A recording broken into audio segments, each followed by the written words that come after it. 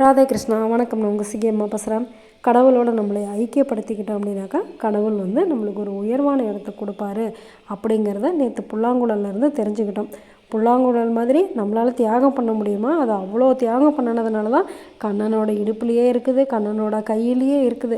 அது எவ்வளோ கொடுத்து வச்சுருக்கணும். நாம்ளும் எப்போவும் புல்லாங்குழல் மாதிரியே இருக்கணும் அப்படின்னு சொல்லி தினமுமே கடவுள்கிட்ட வேண்டிக்குவோம். அப்போ தான் கடவுள் நம்மளையும் ஒரு புல்லாங்குழல் அளவுக்கு உயர்த்துவார். எண்ணங்கள் உயர்வாக உயர்வாக நம்மளுடைய மனசும் சுத்தம் அடைஞ்சிரும் அப்படிங்கிறதுக்கு இந்த மாதிரி பொருட்கள்லாம் தான் நம்மளுக்கு காமிக்குது. இதை விட இன்னும் 2 பொருட்கள் இருக்குது. இதை நம்ம தினமுமே யூஸ் பண்ணுறோம் கடவுளுக்கு.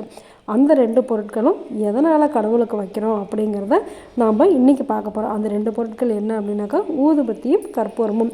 அட, இவ்வளோ நாளாக இந்த விஷயம் தெரியாத போச்சு. ஊதுபத்தியில் இவ்வளோ விஷயம் இருக்கா, கற்பூரத்தில் இவ்வளோ விஷயம் இருக்கா, நாமளும் இது மாதிரியே இருக்கணும் அப்படின்னு சொல்லி கடவுள்கிட்ட வேண்டிக்கலாமா? இந்த ஊதுபத்தியோட கதையும் கற்பூரத்தோட கதையும் நீங்கள் எங்கே போய் பார்க்கணும்? ட்ராவல் வித் சியில் போய் பார்க்கணும். கண்டிப்பாக போய் பாருங்கள். நல்லது நினைப்போம், நல்லதே நடக்கும், ஆனந்தமாக இருப்போம். ஓகே, பாய். ராதே கிருஷ்ணா.